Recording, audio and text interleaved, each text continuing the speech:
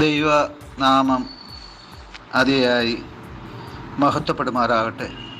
കർത്താവിൽ പ്രിയ ദൈവമക്കളെ, നിങ്ങൾക്കേവർക്കും ജീസസ് വോയിസ് മെസ്സേജ് എന്ന ദൈവ വചന ധ്യാന ശുശ്രൂഷയുടെ പുതിയൊരു എപ്പിസോഡിലേക്ക് സ്നേഹത്തോടെ സ്വാഗതം. അല്പസമയ ധ്യാനത്തിന് തിരഞ്ഞെടുത്ത ഒരു വചനം വായിക്കുന്നു. വിശുദ്ധ ലൂക്കോസ് എഴുതിയ സുവിശേഷം അധ്യായം 2 വാക്യം 14. അത്യുന്നതങ്ങളിൽ ദൈവത്തിന് മഹത്വം, ഭൂമിയിൽ ദൈവപ്രസാദമുള്ള മനുഷ്യർക്ക് സമാധാനം എന്ന് പറഞ്ഞു. കർത്താവിൽ പ്രിയരെ, നാം വായിച്ചു കേട്ട വിശുദ്ധ ലൂക്കോസ് എഴുതിയ സുവിശേഷം 2-ാം അധ്യായം 14-ാം വാക്യത്തിൽ യേശു ക്രിസ്തുവിൻ്റെ ജനനശേഷം നടന്ന ഒരു സംഭവമാണ് നാം കാണുന്നത്. ഇടയന്മാർ ആട്ടിൻകൂട്ടത്തെ കാത്തുകൊണ്ട് വെളിമ്പ്രദേശത്തായിരുന്നപ്പോൾ ഒരു ദൂതൻ അവരുടെ അടുക്കൽ വന്ന് യേശുവിൻ്റെ ജനനത്തെ പറ്റിയുള്ള സുവിശേഷം അറിയിച്ചു.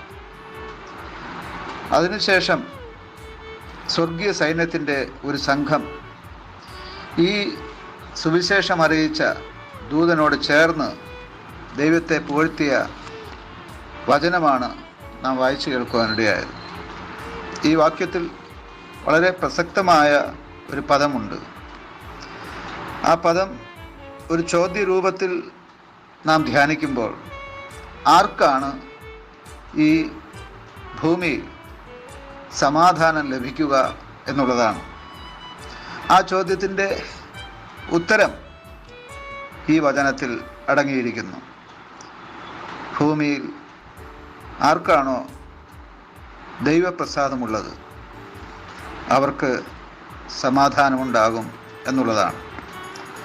സമാധാനം അന്വേഷിച്ച് ജനം വളരെയധികം കാര്യങ്ങൾ ഇന്ന് ചെയ്യുന്നുണ്ട്. ഒരിറ്റ് സമാധാനം, ഇതെല്ലാവരും ആഗ്രഹിക്കുന്നതാണ്.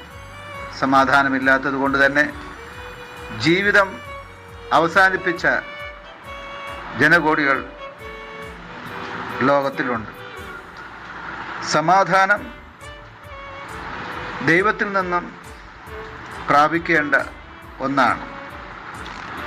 സമാധാനം ഉണ്ടാക്കുന്നവർ ഭാഗ്യവാന്മാരെന്ന് യേശു മത്തായി സുവിശേഷത്തിൽ പ്രസ്താവിക്കുകയുണ്ടായി. നമുക്ക് സമാധാനം ഉണ്ടാക്കുവാൻ സാധിക്കുമോ? യഥാർത്ഥത്തിൽ സമാധാന പ്രഭുവാകുന്ന ദൈവത്തിൽ നിന്നാണ് നിലനിൽക്കുന്ന സമാധാനം നമുക്കുണ്ടാകുന്നത്. എന്നാൽ നാം ദൈവ ഭക്തിയോടെ, അഥവാ ദൈവത്തിന് പ്രസാദമുള്ള ജീവിതം നയിക്കുവാൻ നമ്മെ തന്നെ സമർപ്പിച്ചാൽ നമുക്ക് സമാധാനമുണ്ടാകുമെന്നാണ് ഈ തിരുവചനം പറയുന്നത്. സമാധാനത്തിനായിട്ടുള്ള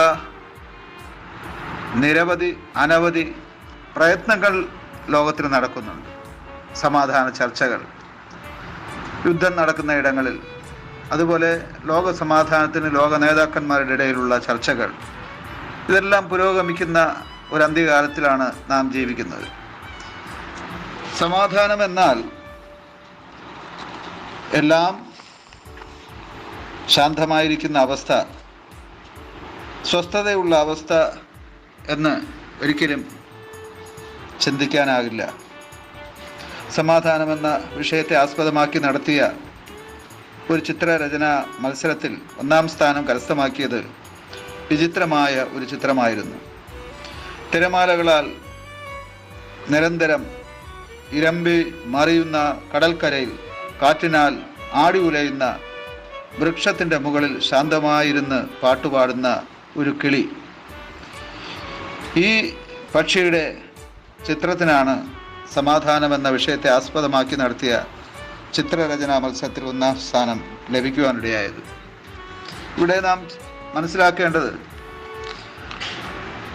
പ്രശ്നങ്ങൾ വർദ്ധിച്ചുകൊണ്ടിരിക്കുമ്പോൾ അവയെ ആത്മനിയന്ത്രണത്തോടുകൂടെ നേരിടുന്നതിനും പ്രശ്ന പരിഹാരമായി തീരുന്നതിനുമുള്ള ധൈര്യവും ശക്തിയും ആർജിക്കലാണ് സമാധാനം ഉണ്ടാക്കുന്ന അവസ്ഥ. ഈ സമാധാനം നമുക്ക് നൽകുക എന്നുള്ളതായിരുന്നു ദൈവപുത്രൻ്റെ ജനനോദ്ദേശം. യേശുവിൻ്റെ സമാധാന ദൗത്യം അഥവാ ദൈവത്തിൻ്റെ സമാധാന ദൗത്യം ദൈവപുത്രനിലൂടെ മാനവരാശിക്ക് നൽകിയിരിക്കുന്നു. അതുകൊണ്ട് നമുക്ക് സമാധാനം നൽകപ്പെട്ടിരിക്കുകയാണ്. ദൈവം നൽകിയിരിക്കുന്ന സമാധാനം നമുക്ക് നിലനിർത്തുവാനായിട്ട് പരിശ്രമിക്കാം. ഈ വചനങ്ങളാൽ ദൈവം നിങ്ങളെ സമൃദ്ധിയായി അനുഗ്രഹിക്കുമാറാകട്ടെ. ആമേൻ, ആമേൻ.